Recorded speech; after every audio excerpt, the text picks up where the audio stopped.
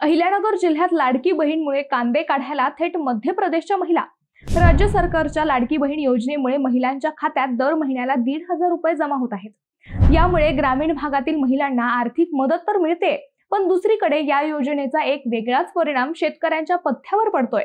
मजूर मिळत नसल्यामुळे शेतकामं खोळंबू लागली आहेत। सध्या श्रीरामपूर तालुक्यात कांदा काढणीला जोर आहे, पण स्थानिक मजूर उपलब्ध नसल्याने शेतकऱ्यांना मध्य प्रदेशमधून मजूर बोलवावे लागत आहे। हे मजूर टोळ्यांमध्ये येऊन शेतांमध्ये कांदा उपटण्याचे काम करत आहेत। परराज्यातून मजूर आणण्याचा आणि परत पाठवण्याचा खर्चही शेतकऱ्यांवर पडतो आहे। त्यामुळे त्यांची आर्थिक गणितं अधिकच कोलमडली आहेत। लाडकी बहीण योजनेनंतर बऱ्याच महिला शेतीची कामं टाळत आहेत किंवा रोजंदारीत वाढ मागतात। परिणामी स्थानिक मजुरांची टंचाई निर्माण झाली आहे।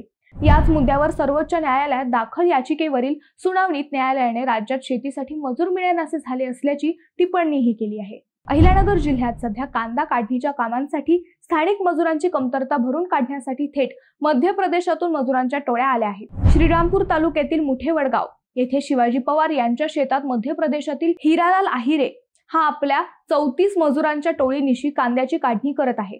मध्य प्रदेशातून आलेल्या मजुरांसाठी आमची शेती वाचली आणि मोठं आर्थिक नुकसान टळलं, अशी माहिती येथील कांदा उत्पादक शेतकरी शिवाजी पवार यांनी दिली आहे।